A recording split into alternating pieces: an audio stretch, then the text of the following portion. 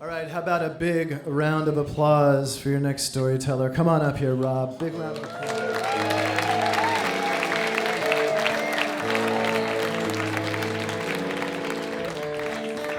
Thank you.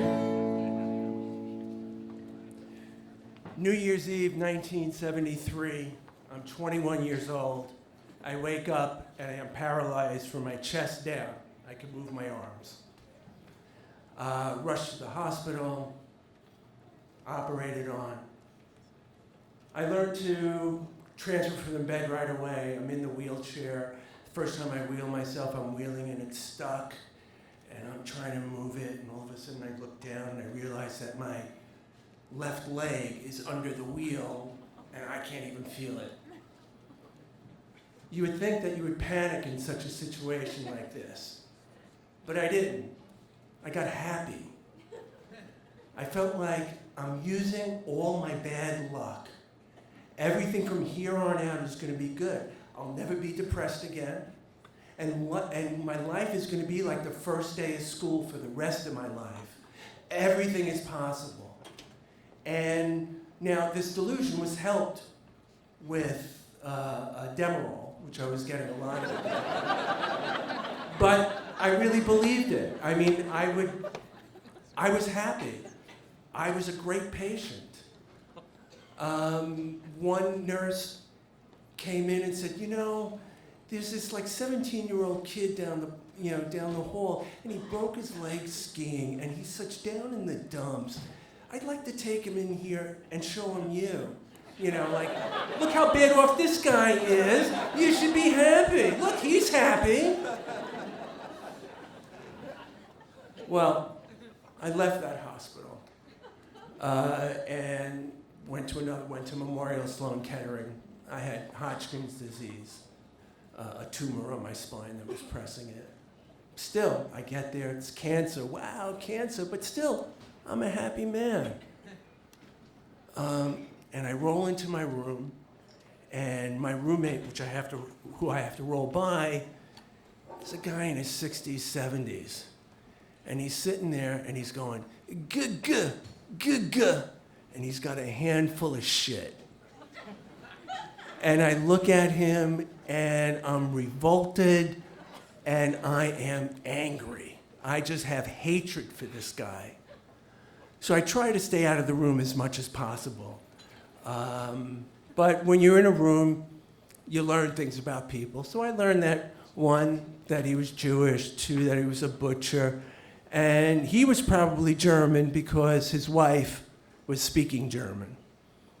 Okay, so this is in the back of my mind. Well, one evening I'm out and we're ordering pizzas when all the visitors go home in the visitors' room. Several of us guys order pizzas and we play cards. And one evening, one of the guys don't show up. So I roll into his room, and I roll into the room, and he's there with an oxygen mask on me, and he says, it got into my soft tissue. And I didn't even know what that meant, but I knew it was bad. And I knew he probably is not going to make it through the night. And I roll out of that room, and I am just panicking, but still doing good. So I roll back into my room, and there's Mr. Schott, my roommate. And I don't want to be alone with myself. And we're staring at each other.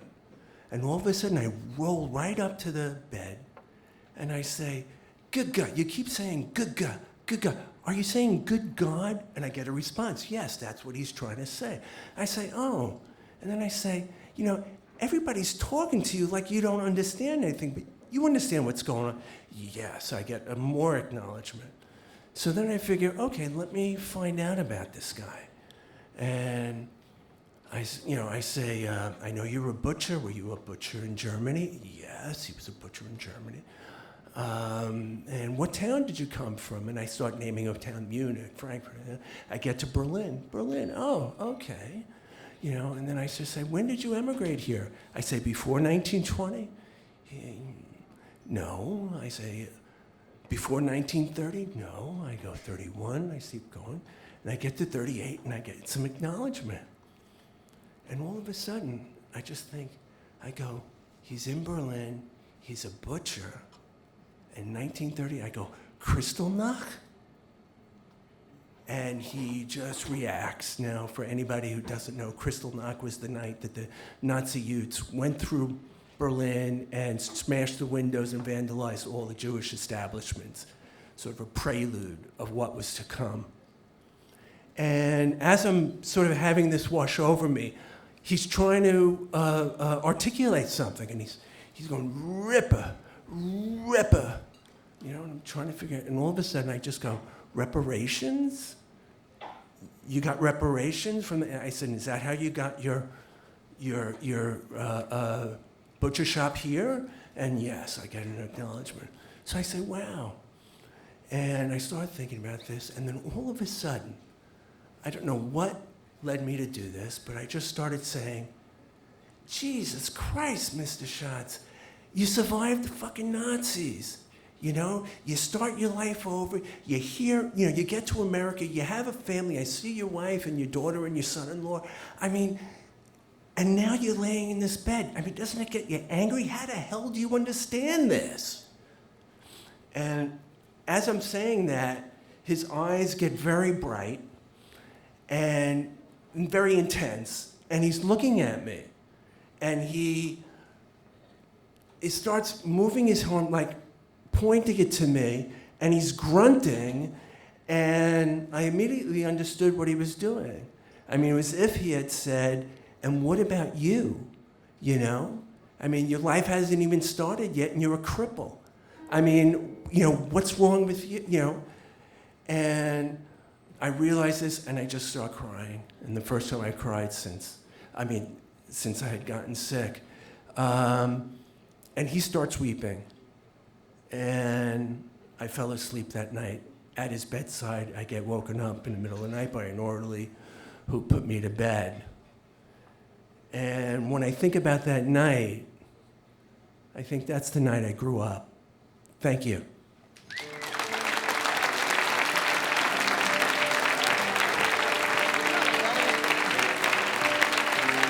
Rob Fasano.